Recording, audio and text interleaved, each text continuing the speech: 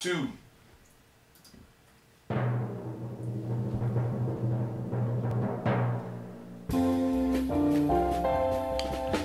Hurry, hurry, hurry, hurry. Come on down. Let's make a deal. I promise you, there's going to be something behind door number 1, door number 2, door number 3.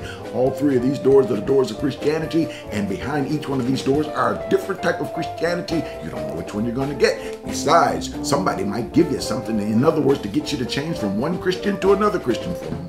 Hey, all of this is going on out there. I promise you. You're going to want to hang around, because what we're going to talk about is a little bit of history, but more than anything, it's going to be something that helps you to be able to stay and to be able to stand. You're going to be able to get through life like you've never gotten through life before. Door number 1, you're going to, I don't know how I can say it. Door number 2. Just tell us what it is. No. I want to say thank you for coming in to our sanctuary, letting us into your sanctuary, because we are about to get knee deep in this. Come on, let's make a deal. All right? I'll be right back. On this rock I will build my church, and the gates of hell shall not prevail against it.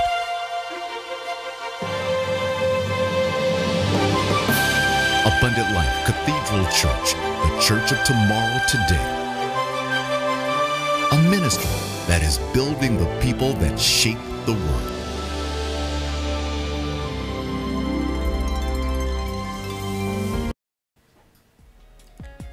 All right, come on in. Have a seat. Take your spot. Welcome to Sensational Sundays. I'm Ed Montgomery. They call me Dr. Ed. Thank you for being a part of this space right here. And this is the space where ALC, Abundant Life Center, Abundant Life Cathedral, we meet on Sundays and we come together. So those of you that are coming in, come on in. Welcome. Good morning. Good to see you. And also, I don't get a chance to always say thank you so much for those of you who come in early and hang out from the beginning to the end. Thank you so much for what you do and for the part you play in making this important. Look, we're going to talk all of those that are coming in from other cities. Make sure you type in, let me know. Cities other than Houston, let me know. States other than Texas, let me know. Countries other than the United States, let me know where you're from. Okay? All right. Let's get into this. Whew. I promised, I was telling somebody else the other day, I said, you know, I'm going to be talking about Let's Make a Deal. I was watching one of those reruns, and it kind of intrigued me, and I said, sometimes it sounds just like, you know, church, people who are trying to get folk from one church to another church or one religion to another religion. But today we're going to dig into this. We're going to look at Christianity. And of course, I'm not going to get through anything today, but I'm going to get to a certain place and then we'll pick it up, of course, next Sunday. I'm not going to talk about, I told him I'm not talking about COVID. When I say COVID, I'm talking about the vaccines and who's not going to take it. Listen, I'm done. I'm not going to waste my time begging and pleading people to take a vaccine or to you know, put their mask on and do all those things. Listen, we're going to take care of those things as they come. And what I mean by that is, I don't want to sit here every week. You got to take the vaccine. You got to put on your mask. And then people do what they want to do. Listen, as time goes on, as these days pass, God's going to have to do something that human beings cannot do. So I'm done talking about it. I'm getting ready to get into our faith and our belief. Why we believe what we believe, what we believe. Because I got news for you. It takes just as much faith to do one thing as it takes to do another thing. As a matter of fact, it takes more faith to keep yourself safe and secure. And, you know, telling people every day about what they don't do or what they should do, all I'm saying is make sure you protect your own self. That's what I'm saying. You know, folk be breathing on you and stuff. Then they want to talk to you. Hello, how you doing? You know. And then they want to get in your face and you want to say, hey, did you get you the vaccine? Did you put your mask on? Well, no. I just want to tell you something. And they years ago used to say it. Don't spray it. And then you turn your head away. And then folk just come right on over to you. You turn it that way, and they come right. I was there. I just want to tell you what the Lord has done for me. And I'm saying, listen, look, stand back and just talk that way. For what? What's the problem? So these are things about beliefs, and a lot of times, people want to put what they call their beliefs upon you or feel, and then they'll turn around and say, oh no, you're trying to put your belief on me. So I'm just counteracting because I'm not going to let you put your belief on me. And then the other one say, I'm not going to let you put your belief on me. Well, we all Americans, we all have our right to be free. And here's the funny part about it. When we start getting into Christianity and we start getting into the understanding of our faith, you may have a right to be free in one area, but one of the scriptures that how we actually deal with ourselves, and that says, if meat offends my brother, I will not eat it. Sometimes you might be right, but that doesn't mean you always have to display your rights. Sometimes being right means to back off on some things. I bet you I got some wives out there and some husbands out there that can testify that you've been right a whole lot of times and you know you was right. Guys, you know I was right. She was wrong. But you learned, if you're going to have any kind of marriage relationship, if you're going to have any relationship at all with somebody, you have to learn, even though you are right, sometimes you got to back off. And you have to do what you feel, okay, I may be right about it, but you know, for the good of keeping this house together, I have to do this. And then sometimes you got to believe God to do some things you don't want to do. And trust that God can pick up the rest of the pieces. So let's talk about real Christianity. Let's talk about what it's really about. And we're going to take our text, we're going to take our story from the Gospel of John, chapter 5. And you can read, as a matter of fact, it begins at verse 1, and you can read that entire chapter. It starts right there. And if you're reading in the King James Version, it's going to say one thing. If you're reading, and it's one of the reasons I'm not going to put the scriptures up, because I'd have to put them up parallel, and it would just take too much screen time, and it would take too long. I don't have so much time. If you're looking at the Living Bible or the Message Bible, you're going to find out that there's a part of that scripture that's been taken out. As a matter of fact, some of the verses are kind of reduced. You'll see them. It's a weird thing because they learned and found out just within recent, 5-10 years ago, that one of the passages was just wrong. And they took it out and replaced it with something new. So your King James may look different than your newer versions. Check it out. You'll see what I'm talking about. But just because they change things like that, because they get a better manuscript, does not mean, well, that means the Bible is imperfect. The Bible was written by man. Oh, well, who do you think wrote it? I hope you didn't think God was sitting up in heaven somewhere with a quill and ink and doing like this.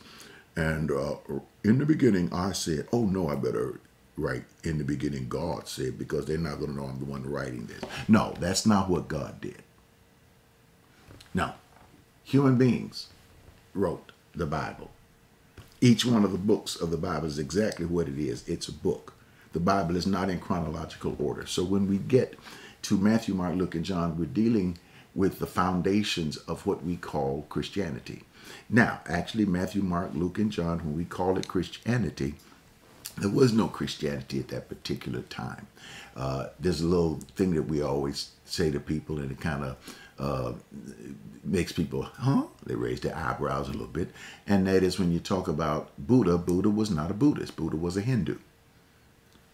Muhammad was not a Muslim. Muhammad was a Christian. Jesus was not a Christian. Jesus was a Jew. He was involved in Judaism.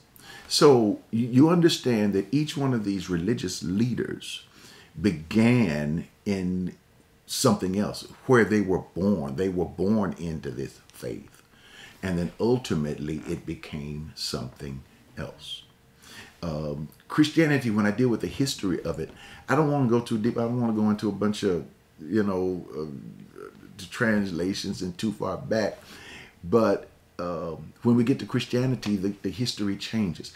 I would love, by the way, to be able to tell you a history of Christianity that is all straight one history.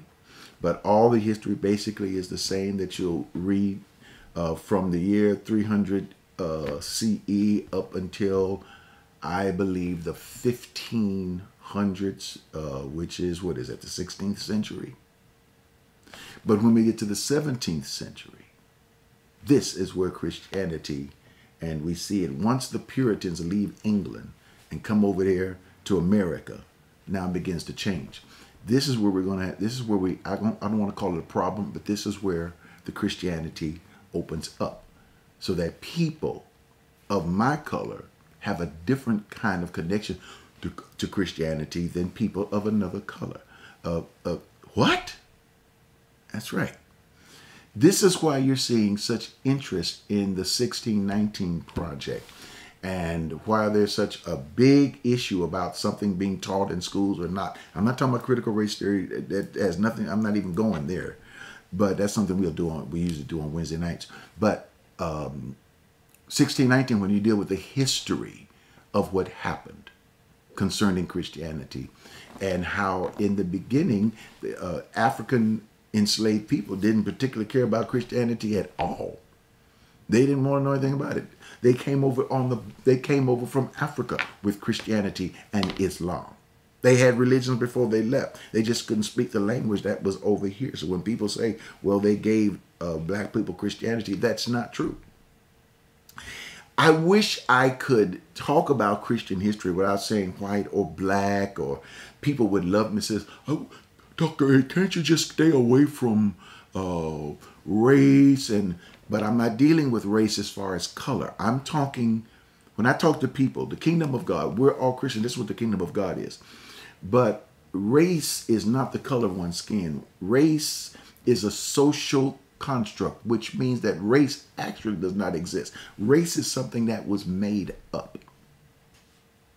And so Christianity, when you get around 1619, is something when those who came over on the boat discovered that, listen, we've got some enslaved people, but we want to get them saved. We believe that they need to find Christ. Well, one group of people said, well, no, they don't need to be saved, because if they find Christ, they'll become free. They said, right, but they'll also begin to believe that they need to be free physically. And so you had one group that said yes, one group that said no. And so they came up with a statement of baptism. Look it up. It's out there on the internet. Just you can type in baptism of enslaved people. It'll pop right up. They actually have it on a plaque in Virginia. This is just history, where it says that when a black person was baptized, they would say, I accept baptism of being free inside of my soul, but not free from my master. In other words, by accepting Christ, they accepted the fact of being free to Jesus, but enslaved. And they made that promise. One of the great preachers of our country that came over from England, George Whitefield, a magnificent, he was not black, he was white, came over from England, a magnificent preacher. As a matter of fact, he was one of the first that allowed blacks and whites to worship together back in the 1600s and going on into the 1700s. And what they did was many of the blacks would sit up in the balcony or in the loft. Sometimes during the particular service, they allowed them to sit in the back of that church service. And after the church service, as many as 40 or 50 blacks would come up to Whitefield and say, listen, you blessed us. We really understood what you're saying, because this preacher, although he was white, he had that fire in his soul and in his bones. And black people who came from Africa understood this. And so they really got, they really connected with this guy. And so he believed in the people worshiping together. But something happened. He tried to build an orphanage in Georgia, and he was a resident of Georgia. Georgia did not believe in slaves, because Georgia wanted their state to be free so that people who were not black, white people, would be able to work and not have to compete with slave labor on other plantations, which makes a lot of sense. But Whitefield could not finish, he's a pastor, could not finish his orphanage or get it working. And somebody gave him a slave, and he used that enslaved person. After a while, he began to buy more. And because he realized there could be a profit involved here. And so he wrote, toward the end of his life, information that changed the theology of Christian black people, and says it was all right. God allowed slave people to own slaves, and that Georgia would be a wonderful state if they allowed slavery. And he set the spiritual parameters for opening up slavery in Georgia. And so at one point there's this, and then all of a sudden this is history. This is not something that we throw out there. Cotton Mather, people of these, this is the history that we look in the back. And many times they would preach to the slaves, and they would say, listen, you must understand that God has given you and blessed you as servants, and you must realize that your prosperity, or what you need, is in your servanthood, and what's been given to you, you live a nice, decent life as a servant. And of course that was not true, but that's how they saw it. They were property. And so the Jesus was a little bit different to them during that particular time, and how they saw themselves. People would say to me, well, what difference does that make now? After all, hey, that's a long time ago. It's not the same Christian. It's a long time ago. We're different Christian. Well, one of the things that I preach, and I do, is preach self-image. I preach the ability to look within yourself and to see that Christ within yourself. People say, well, yeah, that's fine, but why even talk about that history? That's long ago. Well, you have to understand that my great-grandmother, who was 108 years old, and I've told this story before, was born in 1872. Her parents were enslaved people. So the hands that held my great-grandmother, I held my great-grandmother because I preached her funeral. And I was held by her as she was alive. So I touched the hand of a hand that touched slavery. So genetically, epigenetically, It's only one generation that was there. And when I say generation, in other words, just one person standing between me and slavery.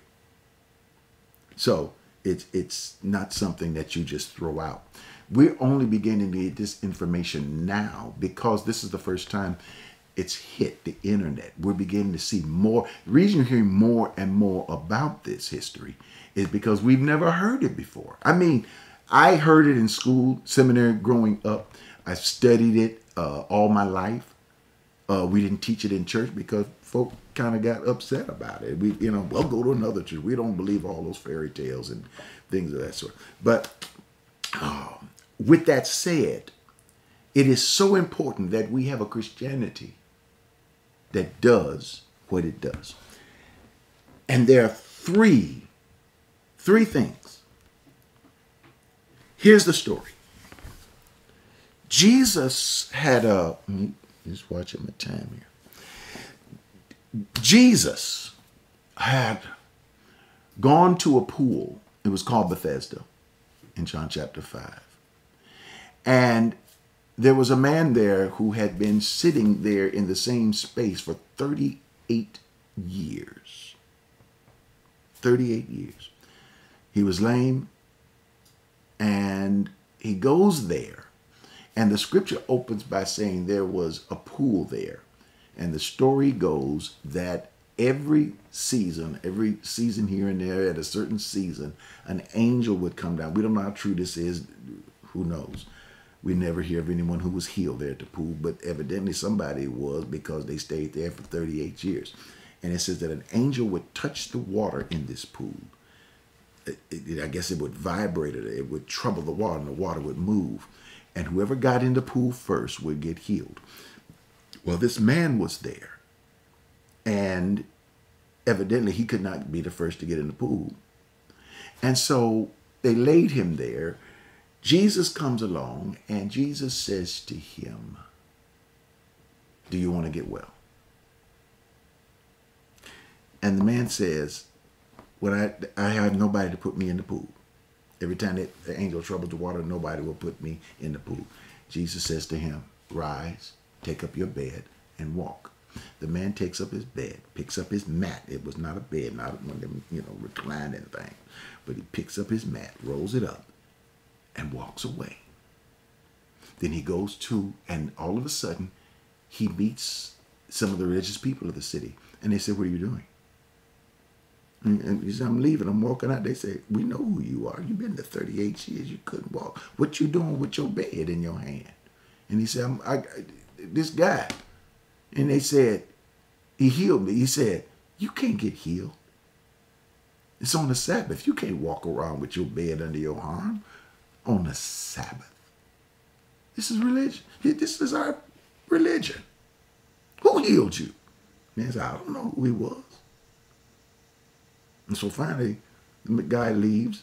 Jesus shows up and say, "Listen, don't you get involved in that mess. If you don't watch yourself, you're gonna get in a much deeper sin than what you're in now. And that sickness is gonna come back on you worse than it was in the first place." Finally, they catch up with him again. They say, "Who was that?" Guy said, "That's the guy that healed me. It was Jesus." Now, this passage is so powerful because it has 3 doors to it. "And I set before you these 3 doors. Door number 1 is superstition.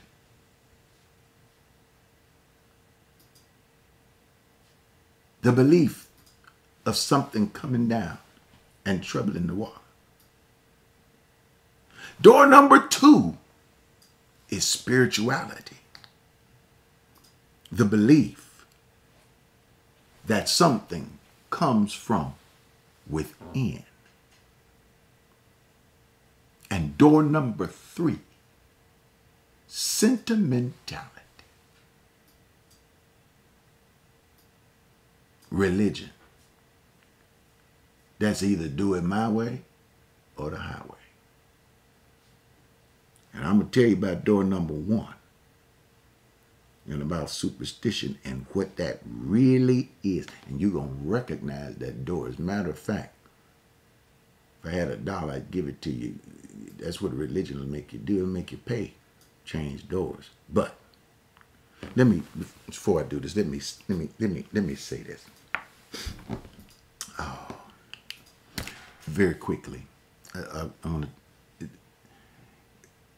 don't get the opportunity. A lot of times you'll see those little clips that we do on our offering and our giving.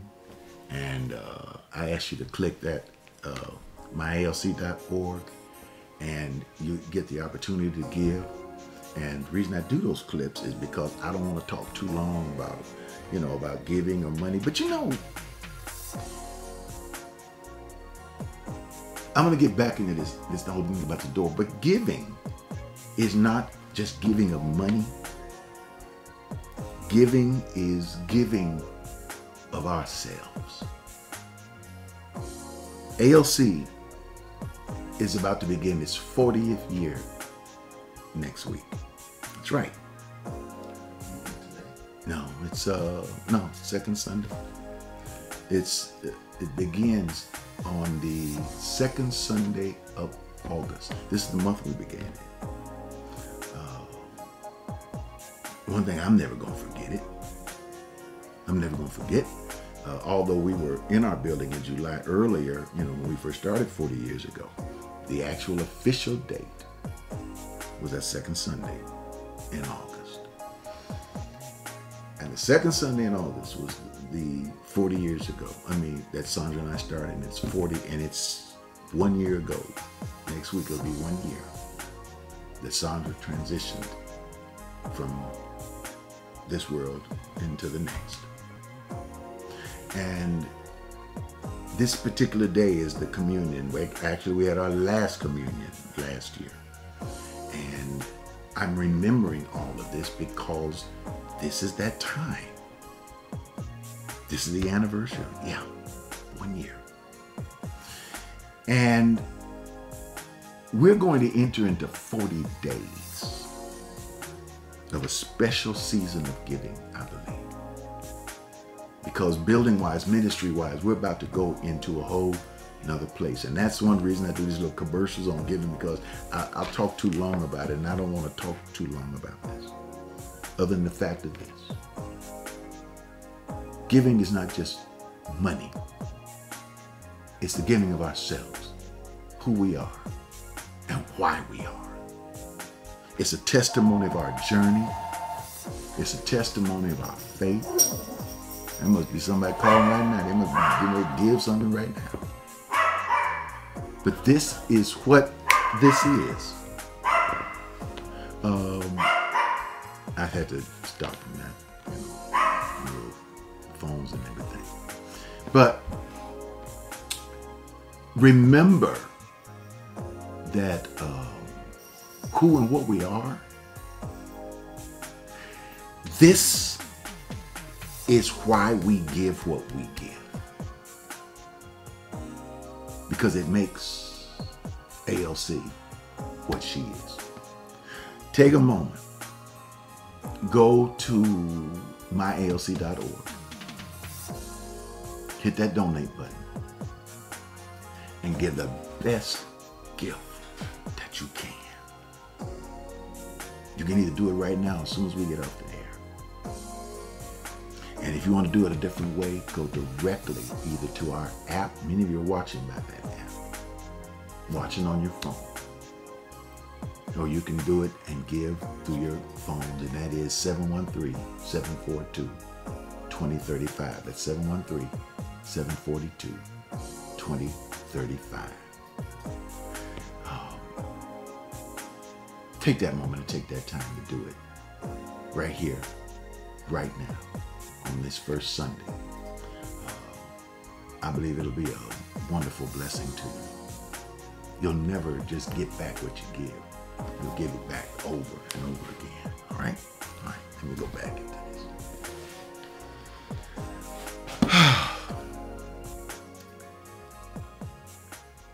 This is so live today that as I my goodness. Okay. How am I doing? All right. By the way, this is my numbers. Okay, this is how I see my numbers. See, telling you a little secret. I don't have notes because I won't ever be able to see those notes. So I just have to keep my time blowed up. So my notes go back to where I was on my point.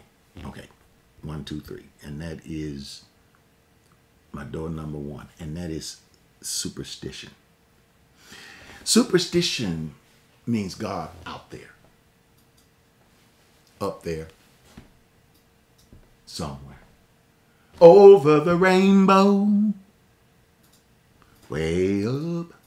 This is what superstition is. Superstition is, I will wait until one day God is going to do something for me. That's what I'm going to do. I believe I'm holding on and I won't let go of my faith because God going to give me what I want. And we keep getting promised and promised and promised. And we're going on and trusting God and believing God. And we've been laying in the same spot for 38 years. This is what happened to this man. And I'm going to tell you, as a pastor, I get discouraged watching people, what they call believing God, and hoping and praying that maybe tomorrow will be my better day. And then it's been 5 years, 10 years, and nothing ever changes for them. And I just want to look them and say, hey, listen to me. This is not how this worked, where you're waiting on somebody to put you in the water. People not thinking about you. How many of you know that, I know we got good people, but most people are thinking about who? Huh? Themselves. I bet you there's a comment on there. I bet you most people know that most people are thinking about themselves. And if you're going to wait on other people to give you what you want, give you what you need, and I'm praying that God, well, somebody will help me. People are not, their brains are not there. People basically just trying to help themselves. So you got to understand that. And superstition is hoping and praying that every day God is going to change something. And what is that saying? If you're constantly doing the same thing over and over again, what is it? Oh, they call that definition of insanity. You know what I'm talking about. Constantly doing the same thing over and over again and accepting the same results. That's the definition of insanity. Different results. Doing the same thing but expecting different results. That's insanity. There comes a time you got to make a change. This is what the second one is. And by the way, make sure, make sure you can type your comments in. I love to hear them, wherever you're from, whatever city you're from, and share this. Take a moment right here and share this with somebody. You say, listen, because they can go back and watch this later. Everybody doesn't watch this at the same time or live, but they can go back and watch it later. So hit that share button and share it with some people that would like this kind of stuff. History plus real every day. Okay.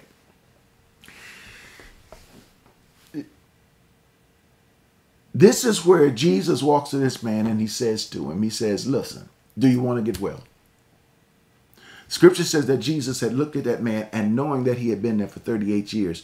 Well, evidently somebody had to tell him because Jesus was only 30 years old. The man had been there 38 years. He was there before Jesus was born, before even Mary was almost a baby. So he gets there, looks at the man, walks over all of the other people that were sick, and went specifically to this one man and says to him, do you want to get well? And the man says, I have no one, every time the angel touches the water, I have no one to put me in the water or put me in the pool. Now, evidently, superstition is not necessarily the way to go, hoping and praying and begging that God will do it for you, because what would have happened is Jesus would have said, oh, I'm a good Christian. How can I help you? And the man said, could you put me in the pool? And Jesus said, okay, let me get a chair. I'll just sit here and wait till the angel troubles the water. As a matter of fact, I got good connections with the man upstairs. Come on. And he picks him up, carries him off to the water, prays, Heavenly Father, would you? And then an angel comes down, bam, touches the water, and Jesus puts the man in the pool. Man comes out praising God. Oh my God. And so what does he believe? What does he believe? He now believes that his superstition paid off. No, Jesus didn't do it that way, because that's not the way it needed to be done. Jesus looks at him and he says to him, you want to get well? I have no man forget that superstition. He says to him, rise, take up your bed and walk. Now, this is the crazy part of it. We don't hear where Jesus touches him. We don't read anything like that. Somewhere inside of that man, the man believed he could walk, or he would never have rise. Jesus said rise. He would never have rose if he did not believe or trust the voice that he could walk. Because later on we find out that the man did not even know it was Jesus. He thought it was just some other man telling him rise. He believed it, got up, walked. And as he walked, and by the way, this second door, this is spirituality. Spirituality is the belief of what's inside of you. It is a belief of trusting that voice within, that Christ within, that God within. It is understanding when God speaks a word, it confirms that which is within you. That's spirituality. That's door number 2. Door number 2 is spirituality. Now here we get to door number 3. God walks over. As he's on his way walking down the street, he runs into, one of the ministers of the churches or the temples there. And they said to him, what are you doing? Man said, I'm just walking down the street. He said, you do know you're carrying your bed, right? Oh, I'm going to get into this in next week. You're carrying your bed, right? He says, yeah. And the religious guy says, you can't do this according to our laws on the Sabbath day. He said, what do you mean? He said, this is the Sabbath day. You're not allowed to do it because we are the holders of religion. This is number 3. This is door number 3. This is sentimentality. In other words, this is the way we've always done it, and it's the way it's always going to be done.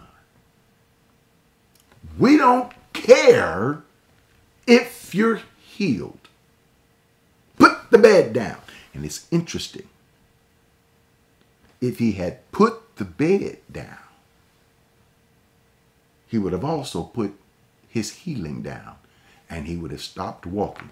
And the people of the religion didn't care whether he walked or not, as long as he kept their rules and did it the way they believed it ought to be done. There comes a time in your life that you got to step back and say, it is time for me to lift my eyes higher than I've lifted them before, and began to question, what do I believe about some things? I was listening to somebody on the radio, and they were talking about salvation. They had a commercial on the radio, and it was a commercial about getting saved. And they said, you've got to realize that even though you do good works, or maybe you feed the hungry, or maybe you help the homeless, or maybe you do these wonderful things, those are nice, wonderful works. But you know what? God says those things are all as filthy rags in his sight. That righteousness is as filthy rags. You need you. And I said, I've said that before. I said, I know. I stopped after a while. I said, you've got to admit that you're a sinner. You're a sinner. I said, I've said that before. And I said, I remember something. This is about 3, 4 years ago. And we were in the middle of Hurricane Harvey, lost the whole first bottom floor of our house. It was horrible. And that water was rising, and we had already put white sheets on the roof. I was on the second floor, and we couldn't find anybody. Phones were down. So we went outside, and all of a sudden, Chula starts barking. That's my little toy chihuahua. She's outside just barking. And all of a sudden, we hear somebody holler, "Is anybody over there?" And we holler back, "Yeah, we're over here. You all stranded?" "Yeah, we stranded." And I thought to myself, I said, I'd have done better out there barking instead of screaming out there, "Hey, help us." We'll call it, because we called everybody. We called the National Guard, called the Air Force. We called everybody. We had even the Air Force looking for us. But they came to get Chula. They came to get the dog. And they brought the, and they finally got a boat. And we all got in this boat. And this boat took us to a place. And when we got to a place, then one of our people, one of our members, took us in and dried our clothes and gave us a place to sleep, some food to eat and everything. And I realized, and then I looked at something, another news spot, and I saw some Christians, and they were there. "Oh, this Hurricane Harvey has just been a big problem, and we went down in our boat, and this is our boat, but thank God the hurricane did not take our boat." It was a big old yacht. Well, not a big yacht, but a yacht. And it didn't hurt our yacht, and we just got this yacht finished, and God kept our yacht. And I wanted to say words that I can't say here. And I'd asked the man who came to get us, I think, no, sorry, are you Christian? They said, "No, I'm actually an agnostic. But I'm going to tell you something. Didn't matter what color he was, white, didn't matter what color it was, but you know what? To me, that day, Jesus was white. Oh, there you go. And you know what? On another day, Jesus is black. On another day, Jesus is Latino. Jesus is Asian. Because when people look after you and show the love of Christ, this is Jesus. I was on my radio show. They're fussing about whether Jesus was white man. Jesus is a white man. Jesus is a black man. Jesus is anybody who manifests Christ inside of their life to be able to touch the lives of others. Now, that man might have been an agnostic, but you know what? Compared to him and me in that boat getting us out of that water, and compared to the Christians down there in the bay worried about their yacht, well, you don't want to hear what I think. That's religion to me. Religion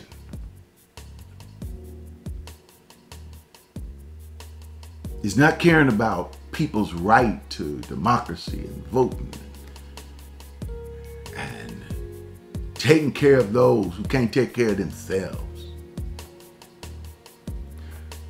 Looking after yourself before you look after other people and claim that that's Christianity. You got those three doors of Christianity: superstition, spirituality, sentimentality. Because some people just go to church because, you know, my mother went to this particular denomination and I just feel comfortable here. But you're not growing. Are you growing? How many of you are in spaces right now, in your life right now, and you're saying, "I want to grow some more"? Hit the comment button. Say, "I want to grow." Because you can't grow until you say, "I want to grow." And some of you that are out there, maybe you've never even watched this broadcast before, but you're saying, "I want to grow."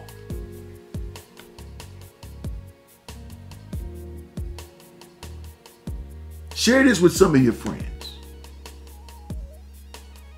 Tell them, you know what? It's time for me to grow. I've been living my life. You know, people have been bringing me, you know, "Hey, come to my church. We got the best choir. Come to my church. We got the best band. Come to my church. I got $1 million music department. Come to my church. We got a lot of great people around. Come to my church." Listen, I've even been guilty of some of it myself. But COVID has changed some things with a lot of people. And here's what we're saying. It's time to really to help people to understand how to pursue their purpose, how to grow their faith, and how to enjoy this journey.